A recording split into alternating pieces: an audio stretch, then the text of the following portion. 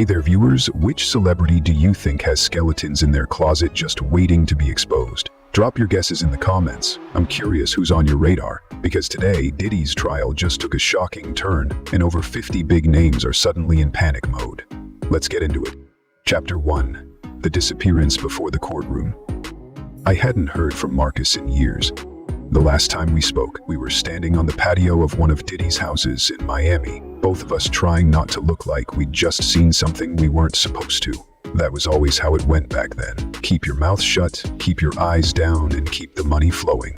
Marcus worked as one of the handlers, the ones who coordinated who showed up at those parties, who left early, who got told to use the back door. I handled logistics, transports, quiet hotel bookings, making sure everything ran smooth behind the scenes. Together, we knew more than we should have. That's why when my phone lit up at 3 in the morning and Marcus's name flashed across the screen, something in my stomach dropped. It wasn't like we'd kept in touch. People like us didn't. Once the feds started poking around Diddy's circle, everyone scattered like roaches. No one wanted to be the one holding the bag when the music stopped. So, why now? Why him? The message was short, one line. They're cleaning house, I got something, need to talk before it's too late. No greeting, no signature, nothing else. At first I stared at it, half asleep, thinking maybe he sent it to the wrong person. But I knew better. Marcus wasn't the type to text unless it was life or death. I tried calling back, straight to voicemail. I waited a minute, called again. Nothing. The next day I checked his social media. Gone. Completely wiped. No Instagram, no Facebook, even his old LinkedIn, which I hadn't thought about in years, disappeared like it never existed. That was when I felt it. The same kind of chill I used to feel after certain parties when people got a little too comfortable, when someone slipped out through the side door and you didn't know if they'd make it home. I didn't sleep that night. See, Marcus wasn't just anyone. He wasn't one of those nameless assistants you saw running around with clipboards. He was the filter. You didn't get into Diddy's private events unless Marcus approved. He knew which celebrities could be trusted to stay quiet, which ones had handlers of their own, which ones had preferences that needed to be carefully accommodated. He knew who was there for business, who was there for pleasure, and who might become a problem later. I still remember watching him work. He had this little notebook he kept in his jacket, never left home without it. Inside, names, initials, dates, nothing too obvious, but if you knew the shorthand, you knew exactly who had been where and when.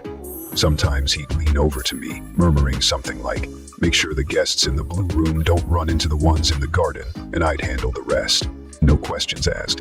And now, just days before Diddy's next court hearing, the one everyone's been talking about, Marcus sends me that message, then vanishes, without a trace.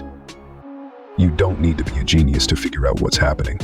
The news has been buzzing nonstop. Headlines about Diddy's upcoming trial, fresh indictments, the FBI raids. They talk about the weapons, the drugs, the accusations going back decades. But underneath it all, what no one's saying out loud is what really has people shaking. The list. The so-called Diddy list. 50, maybe more, celebrities whose names have been whispered, whose connections to those parties can't be erased so easily.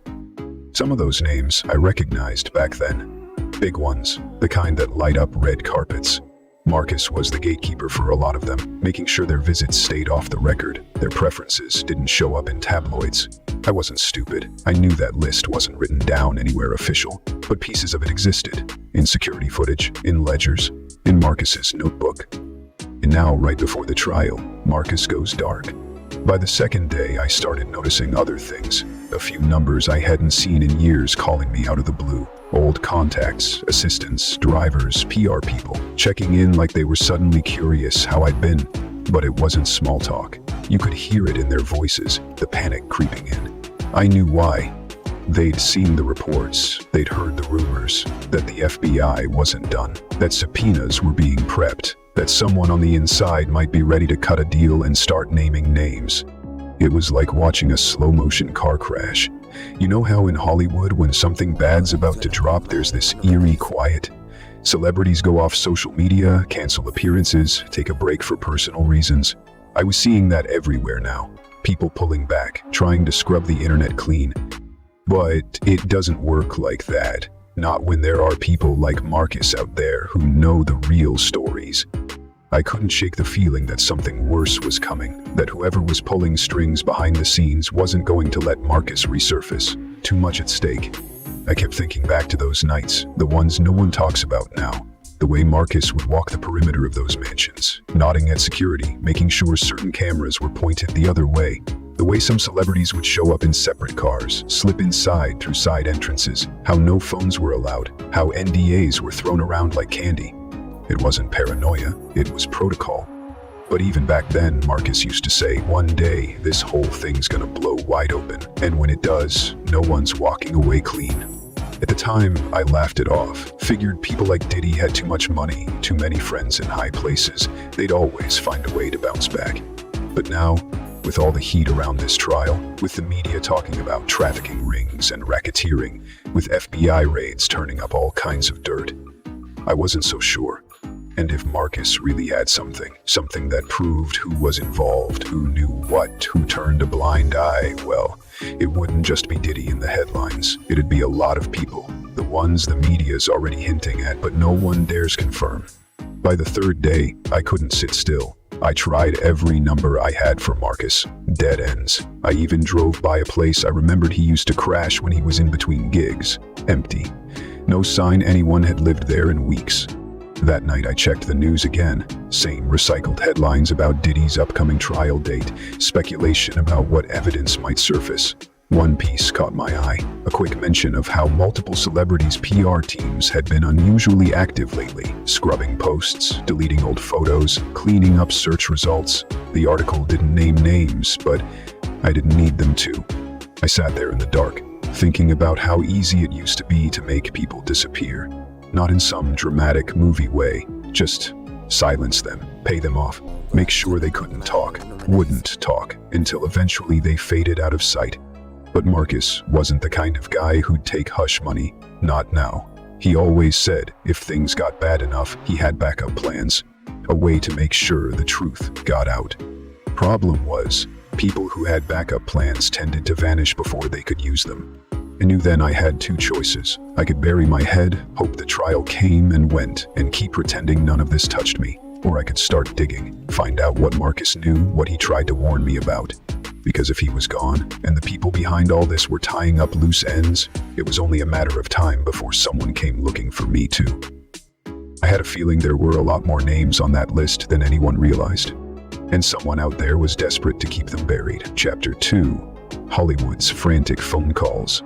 The thing about the burner phones was you were never supposed to keep them. Once a job was done, once the party ended and everyone went their separate ways, you ditched the phone, wiped the contacts, and started fresh. That's how it always worked. Too many moving pieces, too many people with something to lose. But I guess a part of me never trusted that everything would stay buried. Maybe I kept mine out of habit, or maybe I just knew that one day it'd ring again. It'd been sitting untouched in the back of a drawer for years, wrapped in an old t-shirt, shoved behind tax forms and junk I didn't care to sort through. No one else had that number, not anymore. It was a dead line, something I figured the world forgot about. So when it started vibrating at 6 in the morning, the sound muffled and distant. It took me a moment to even place what it was. I dug it out, wiped the dust off the cracked screen, and there it was. 8 missed calls, 3 voicemails, and what looked like half a dozen encrypted group messages, all waiting. I stared at the notifications, not wanting to believe what I was seeing. Names popped up in the caller ID, ones I hadn't thought about in a long time. Numbers with no saved contact, but the area codes were familiar. Los Angeles, New York, sometimes an international one from the UK. PR assistants, managers, fixers, the people who handled messes for the big names, the ones who never showed their faces on camera, but were always pulling strings behind the scenes. I scrolled through the group messages. One of them caught my eye right away, a thread titled "Cleanup, Urgent." Inside, panicked back and forths, vague but frantic. Anyone have copies of the tapes from 15? Need confirmation. Blue ledger entry scrubbed. Check storage unit 7, get confirmation before Tuesday. There were initials tossed around, coded names I remembered from back then. Nothing outright illegal, no one dumb enough to spell it out, but the implication was clear. Everyone was scrambling, terrified something was still out there, something the FBI hadn't grabbed yet. I sat on the edge of the bed, rubbing my face, listening to one of the voicemails. It was a voice I recognized immediately, an assistant who used to handle bookings for one of Diddy's more high-profile guests. I'd seen her at countless events, always clipboard in hand, always pretending not to notice what was happening behind the scenes. She didn't waste time with pleasantries. "Hey, listen, I don't know if you're still holding on to anything.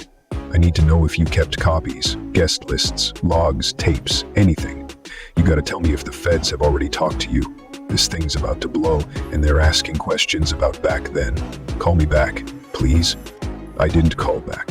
Instead, I flipped through the other messages, piecing together the panic. It wasn't just assistants. There were lawyers' numbers in there too, though I never saved their names. Agents, managers, even a couple of the celebrities themselves messaging through their handlers asking if the footage had been destroyed, like they'd been promised. The kind of footage that never should have existed in the first place. Surveillance clips, discreet phone recordings, maybe even a few things that came from Marcus's infamous notebook. It didn't take long before the media started catching wind of something bigger happening.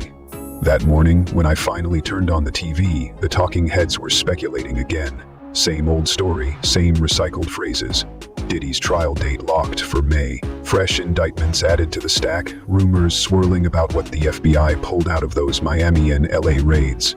But buried between the lines was the real fear. They kept bringing up the list, the so-called Diddy list. 50-plus names, celebrities, executives, people who walked red carpets and graced magazine covers.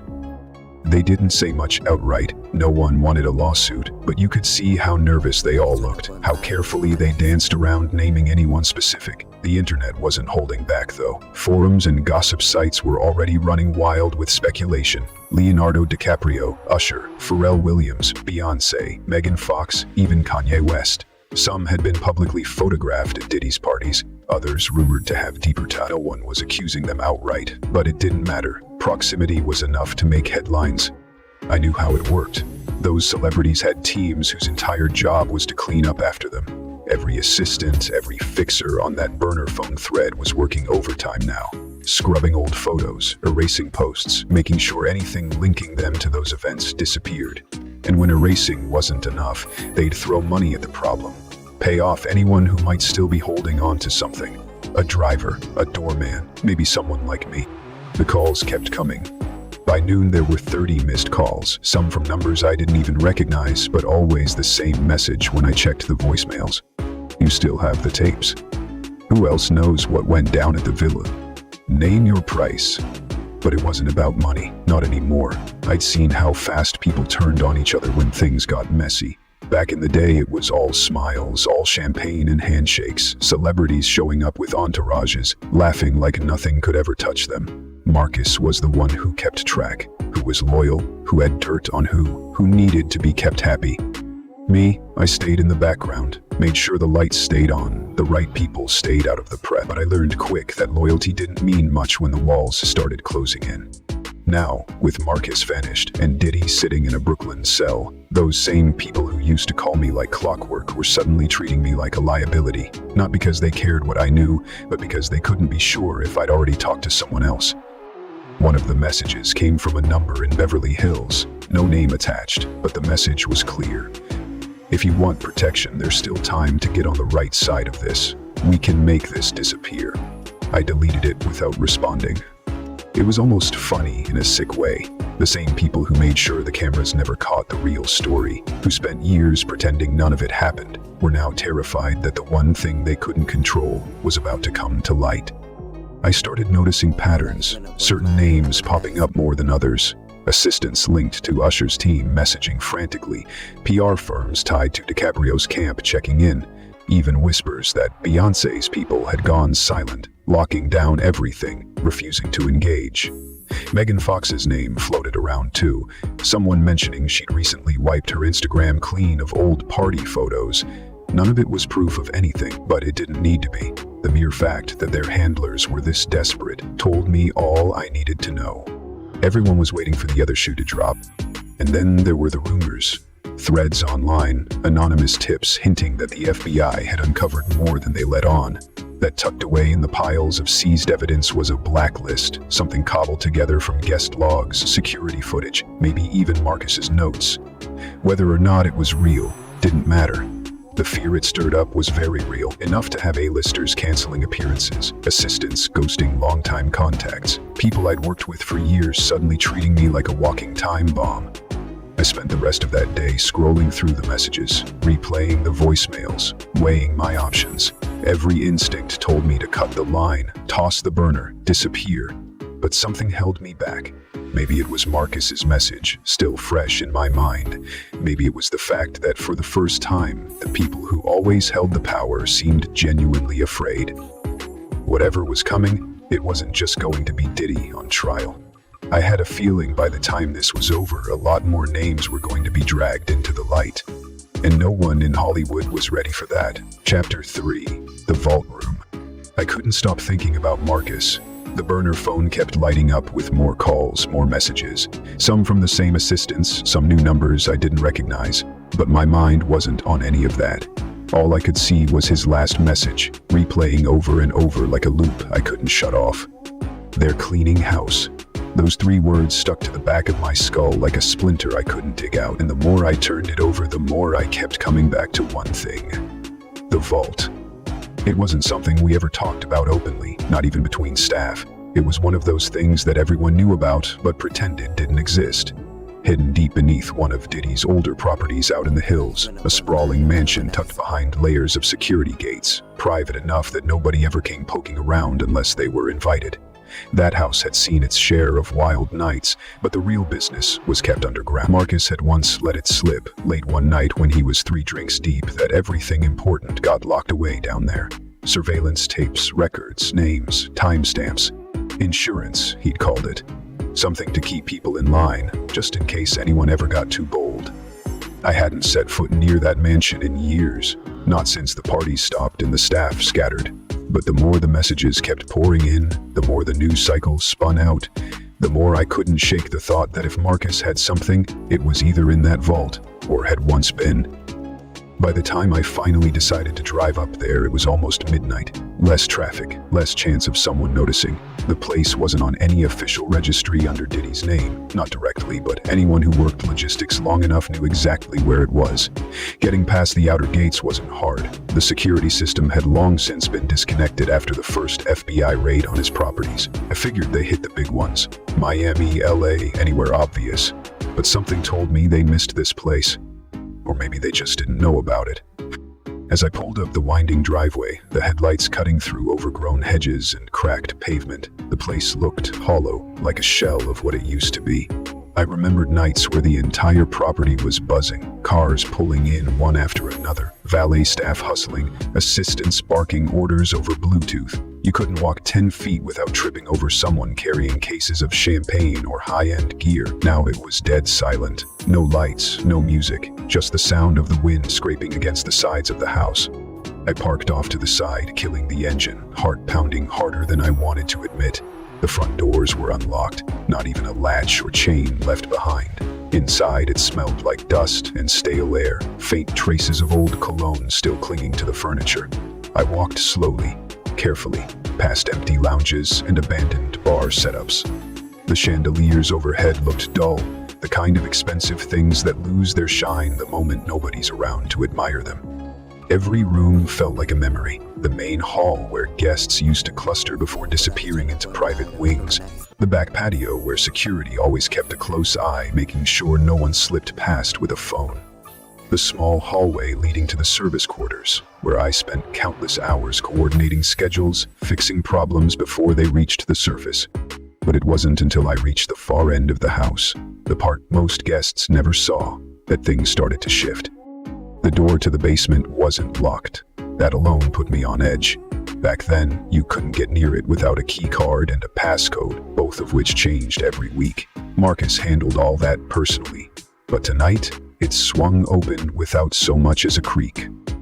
I moved carefully down the steps, phone flashlight guiding the way. The air down there felt heavier, like it hadn't been touched in years. And yet, as soon as I hit the bottom landing, I knew I wasn't the first one here. The vault door itself was wide open.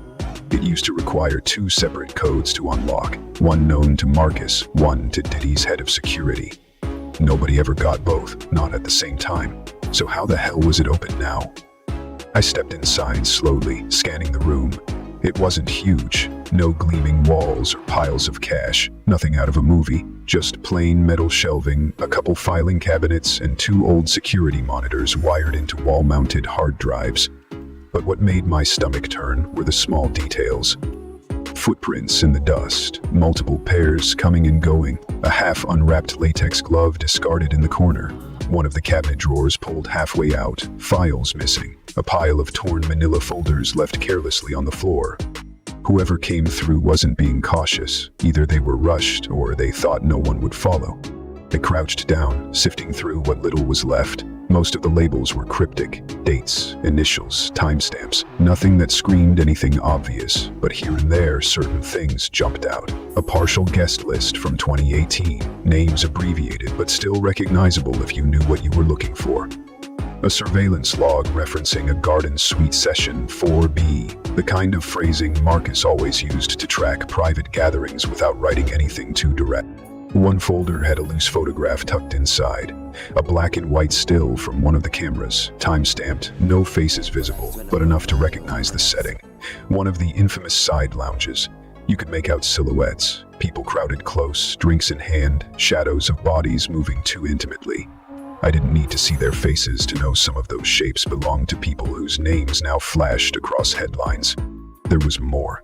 Bits of ledgers showing guest arrivals, initials I could match to certain celebrities. Nothing illegal on its own. But coupled with what people already suspected, it was damning enough. Enough to make handlers panic. Enough to keep assistants up at night scrubbing whatever digital traces still lingered. But the deeper I looked, the more I noticed how much was missing. Gaps in the sequence. Entire drawers emptied, surveillance hard drives stripped out, leaving behind dangling cords. Someone had gotten here first, and they knew exactly what to take. I couldn't stop replaying Marcus's warning in my head. He knew how important this vault was. If he had anything left, any copies, any backups, it wasn't here anymore. As I stood up, wiping dust off my hands, something else gnawed at me. The sloppiness.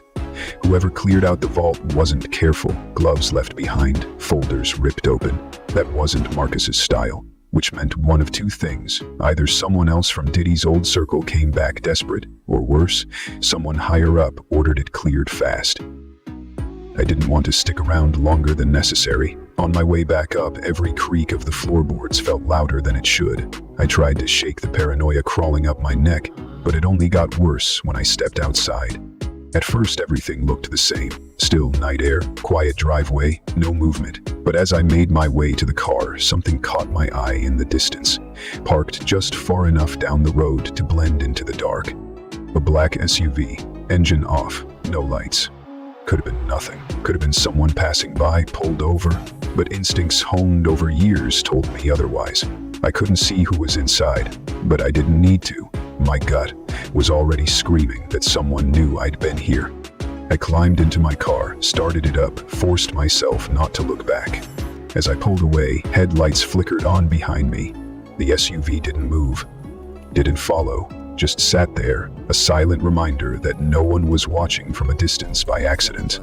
Halfway back to the city, I kept checking my rear view, every shadow feeling like it was creeping closer. The vault was empty, but the damage was done. Someone else had been through it first, and I was willing to bet they weren't planning to leave loose ends behind.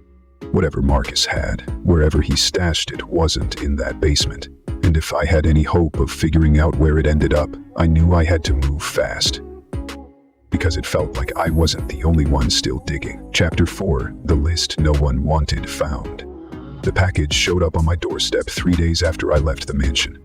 No return address, no postmark, just a plain, unmarked padded envelope, light enough to almost miss when I grabbed my mail that morning, tucked in between junk flyers and bills like it belonged there.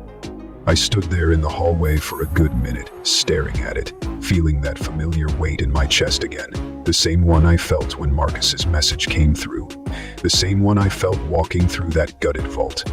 I knew better than to open something like that without thinking twice. For all I knew, it was bait, something laced, something rigged to track me. But curiosity has a funny way of wearing you down. After scanning it, checking for anything unusual, no electronics, no strange powder, nothing that pinged any alarms, I finally slit the envelope open. Inside was a flash drive, no label, no note, just a single black USB drive, the kind you could buy anywhere, cheap and nondescript. I turned it over in my hands, wondering who had sent it and why. But deep down, I already knew. Whatever was on that drive was never supposed to reach me. It should have been buried, wiped, or locked away like everything else, which meant someone out there either wanted me to see it or wanted me to take the fall if it leaked. I didn't plug it in right away, call it paranoia, but I'd seen too many people get sloppy. I drove across town, found a cheap prepaid laptop from a place that didn't ask questions, and holed up in a motel room where nobody knew my name. I kept the curtains drawn, double-checked the locks, my phone turned off and battery yanked, just in case. Only then did I insert the flash drive. At first it looked empty, just one folder, labeled Archive. Inside, a mess of documents, text files, spreadsheets, half of them corrupted or partially erased. Whoever compiled it hadn't wanted to leave a clear trail. But the deeper I dug, the clearer the pattern became. Guest logs, ledgers, timestamps, location tags, coded initials lined up next to dates, private addresses, and event descriptions that seemed innocent enough at first glance. Garden Event 3B, Blue Suite Mixer, Private Session, Villa. But it wasn't hard to piece together what those really meant, especially if you'd worked the logistics long enough to know the shorthand. Some entries stretched back over a decade, others were more recent, only a few years old, and sprinkled throughout just enough recognizable details to chill me to the bone. I clicked open one file, scanned down the lines. Certain initials repeated more than others. LD, USH, JW, MF. Cross-referenced with dates and locations. I didn't need much imagination to match them. Leonardo DiCaprio, Usher, Jay-Z, Megan Fox, all allegedly tied to specific nights, specific events. Beyoncé's name appeared, her initials carefully woven into groupings. Pharrell's too. No direct accusations written down, nothing spelled out plain, but the implications sat heavy, undeniable. What made it worse were the secondary notes, the quiet details most people wouldn't think twice about. A line indicating who had control over substances brought in for each night, coded notations about handwrite themselves, exposed the whole machine for what it was. Every secret deal, every coerced silence, every carefully managed image shattered in the process. Or I could disappear, take what I knew, vanish before anyone else connected the dots. Before someone higher up decided I'd outlived my usefulness. Either choice felt like a dead end. I folded the papers back up slowly, slipping them into my jacket as I stepped back out onto the street. The noise from the courthouse was still rumbling in the distance, the media waiting like wolves at the door. More subpoenas would come, more names dragged into the light. Whether I acted or not, this thing wasn't stopping. But for now I kept walking, not ready to decide, not yet. Because some fires, once you light them, never stop burning.